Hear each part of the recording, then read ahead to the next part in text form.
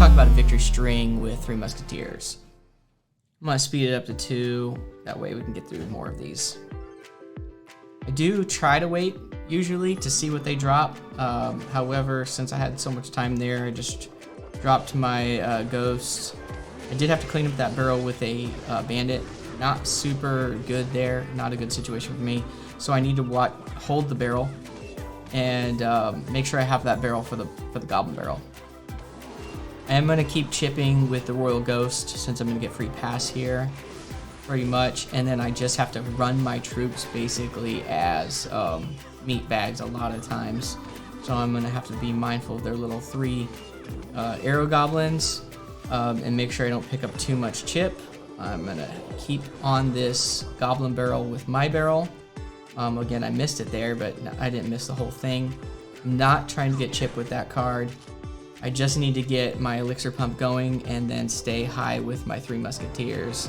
Since they allowed me to get 2 meat bags on the right, this is going to be pretty much a slaughter. And if you get that deep on both lanes, it's going to be game over. I don't know why they gave up, but that's on them.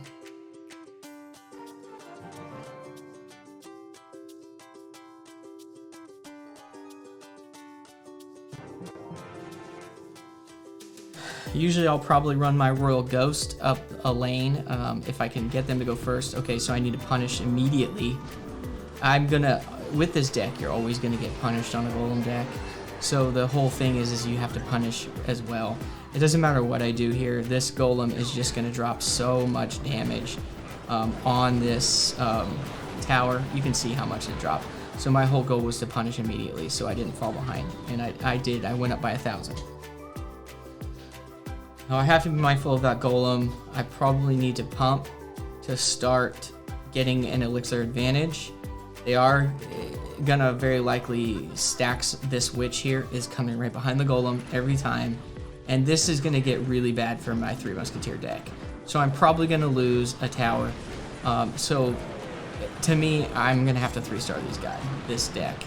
So if I can start putting if I can get my 3 musketeers to live, which I didn't, and I can put things in the center to keep them going, then I'm gonna drop massive damage on them. Right now, my whole focus is to just try not to lose the second tower. Try to make it where it's a 2-to-1 victory. Bandit, every time they strike the tower is 500, so if I can get another bandit to that tower, it's 2-to-1 immediately. Now I really just need to focus on rolling barrels up here. And keeping my push going.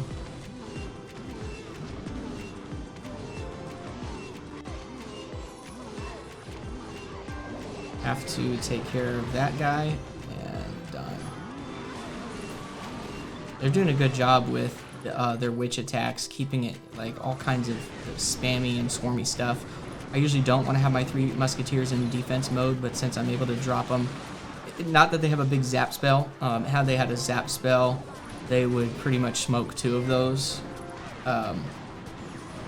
musketeers. But right now I'm catching a spot where I'm able to drop these 3 musketeers to punch out that golem, while also hopefully having some of it live. And then instead of going like I've been splitting it, I decided to try to run up 1 lane because they had been seeing what I've been doing every time.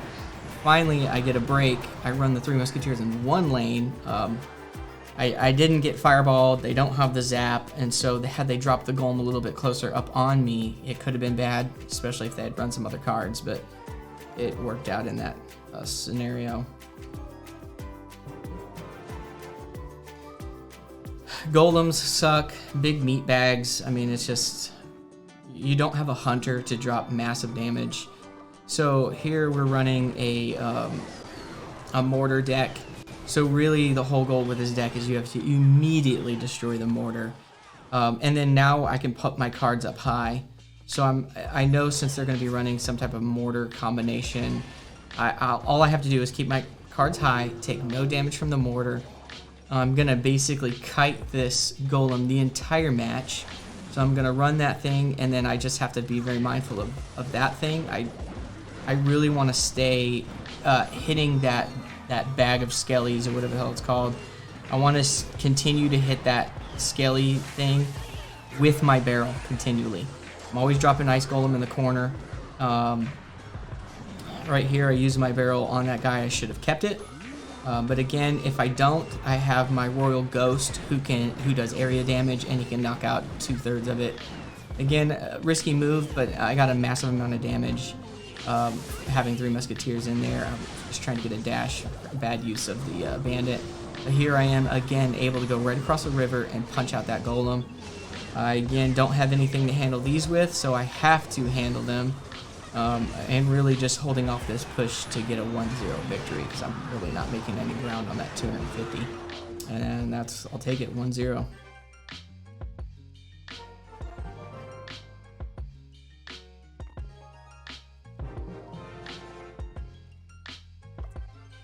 So again, if I can be patient and just see what they play, it'll give me a little bit of a clue. We're both going to run our hidden dragons up. I'm going to go ahead and block this guy and kite. I'm going to continually kite a golem, so for whatever reason it broke off. And now I just need to make sure it doesn't do any damage on the tower. This guy's done for, so I'm not going to waste any cards. I'll probably try to start pumping here. With this deck, you have to get an elixir advantage. And so here they are running some things, and I'm just going to make sure I handle their push. See if I can turn it into an offensive drive, and immediately it is going to be doing a massive amount of damage here. So that was a mistake on their part. They did a good push, but then they had nothing to defend. With this deck, when you can really get them across the river and kind of strike like a snake with this deck, you're going to have massive advantages because of that elixir pump. And so when you can turn their pushes into defensive counters, that really works out really well. And then just continually use your low cards to keep defending their chip damage. And now I'm going to be able to just take full advantage of this battle. Except for that little combo right there can get tricky. I just have to keep throwing things at it and keep stuffing it. If they stack it, it can get overwhelming, but then we were just running into the clock, trying to block them with the clock, using the clock and our towers to our advantage. Okay, so usually I might throw a spirit or a barrel just to get them to see what they're doing. Okay, so great. They're probably going to have some type of meat bag. They're going to be running behind this. I am going to throw him high just to get the damage out. Now I have... Loon is such a bad matchup for this deck. I dropped him a little far on the side, so they went down the left. But I did pick up some ridiculous damage and punched out their mage, and so that, that mistake actually worked out. If I don't get an elixir advantage, this balloon, I pretty much have one option to block that loon. And as soon as it gets stacked behind this guy, they're pretty much immediately always going to take a tower. So I maybe need to use that elixir as a blocker. I don't usually. But the way I think about this is immediately for me going to be a 2-to-1 match. I'm going to lose towers with this setup. I already know I am going to, so I have to try to start stacking some major lane damage. And I'm always trying to stack my extra cards down the single 3 Musketeer lane. And the 2 Musketeers, I just let them try to go ham. Again, I got lucky on that defense, but in the whole process, it turns out I got a massive lead on that push, and now really they just can't keep up. So I'm in control now. I'm using different cards to punch out different cards of theirs. And where it flipped is probably where I just started to build up in the back and get a good 2-lane push. So